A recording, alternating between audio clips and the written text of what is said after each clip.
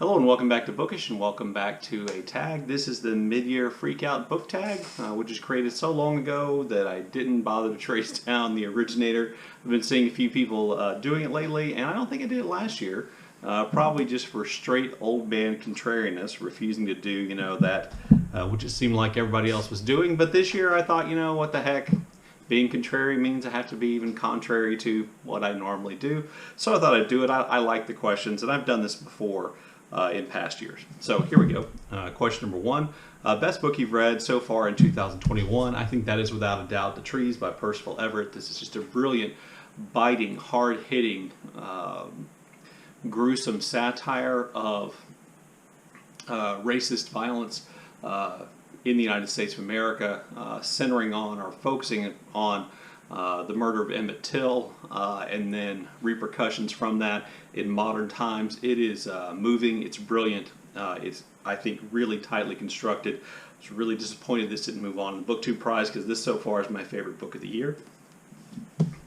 Question two, the best sequel you've read so far. That would be A New Name. This is the third book in the septology by Jan Foss, following the really kind of in the mind of a character named Alice, who has a doppelganger and who's an artist, and it really is a brilliant, moving, I think incredibly touching exploration of grief and how people cope with traumas in their lives. I just think it's great. The whole septology is great. So this is definitely my favorite sequel. Don't read a lot of sequels, by the way. Question three, new release you haven't read yet but want to. That would be the new book by popular historian Candice Millard, and I believe it's called The River God. I'll put a picture of it over here. I really like Candice Millard's work. I've read her book about the Garfield assassination, River of Doubt, her book about Teddy Roosevelt's exploration of the River of Doubt in South America, where he was lost and almost killed. I read her book about the making of Winston Churchill, about Winston Churchill in the Boer War, and I just like her. So I'm looking forward to that. That book's already out, and hopefully I'll get it for Father's Day. Question four, most anticipated release for the second half of the year.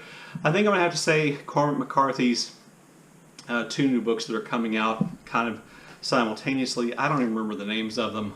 In part, I think that contrariness of being an old man is getting to me, and to be honest with you, I put out a video a while back about where not to start with Cormac McCarthy, and that video, of all my videos, probably it's the most consistent one that gets views, but that means that I have to deal with a few Cormac McCarthyites who think he's the greatest thing ever, who disagree with what I said about McCarthy and my reviews of some of his books and things like that, which is fine. I appreciate the interaction, but it has a tendency, kind of in my old man stage, it has a tendency, I'm afraid, to make me kind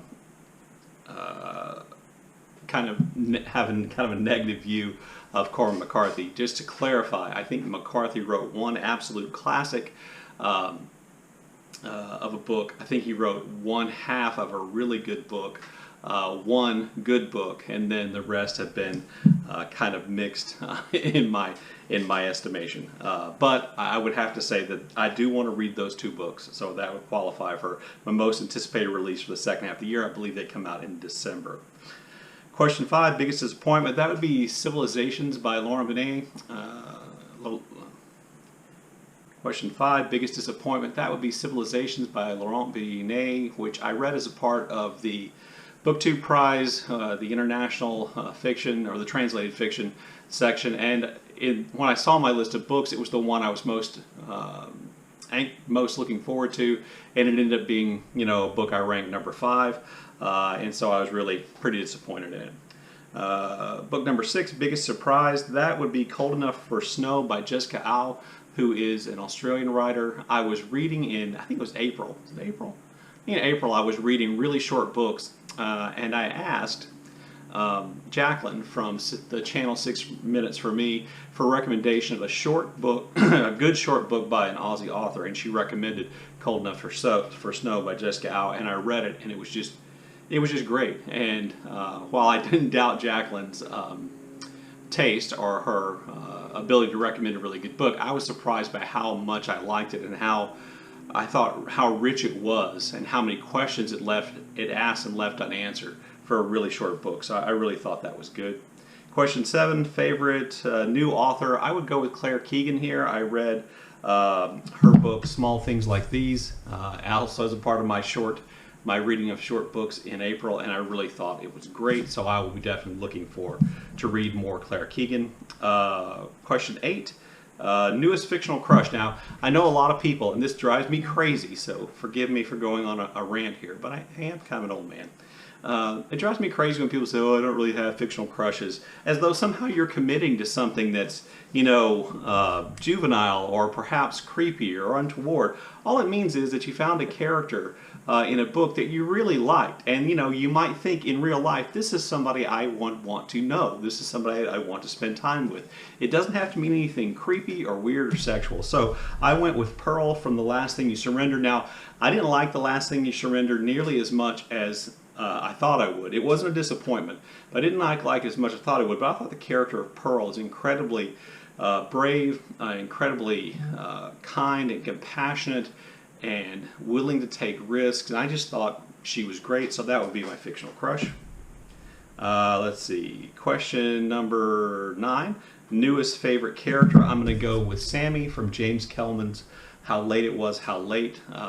James Kelman, Scottish writer. This is a book which is a stream of consciousness. We're inside Sammy's head, and Sammy essentially has gone on a bender, been arrested by the police and beaten by the police, and he is now blind. And for the whole book, he's blind. But from that kind of interiority, we learn a lot about Sammy. And at first, he is a fairly unpleasant, almost repellent character.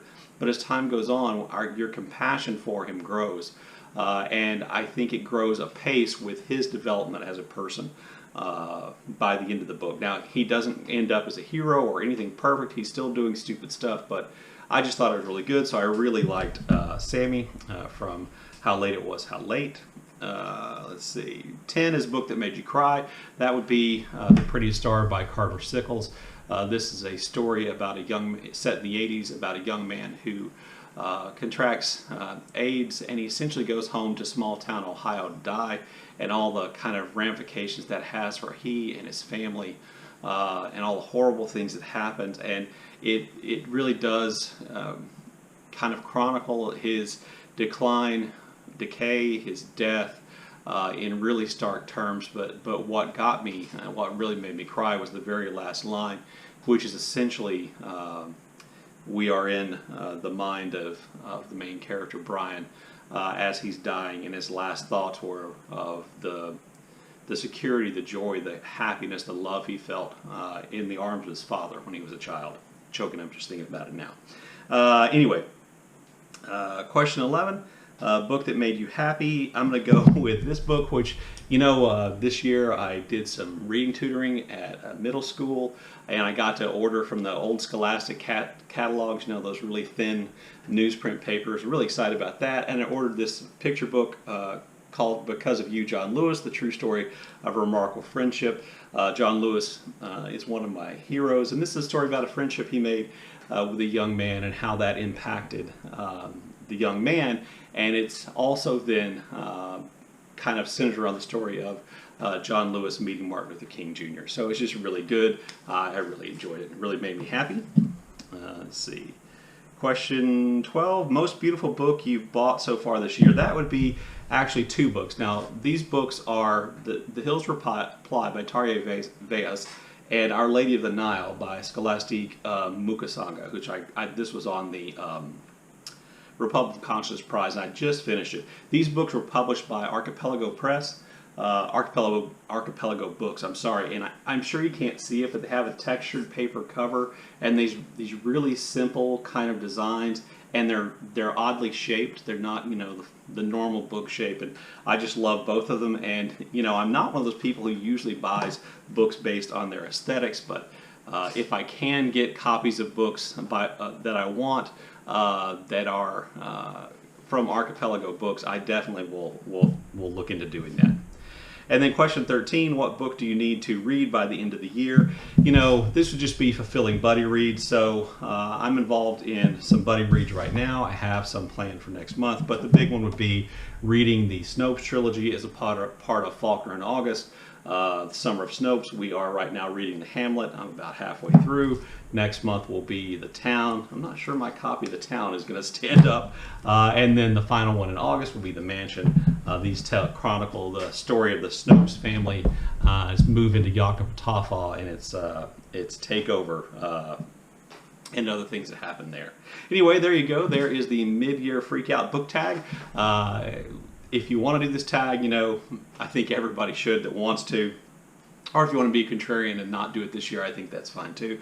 Anyway, I look forward to your comments in the comment section below, and as always, thank you for watching.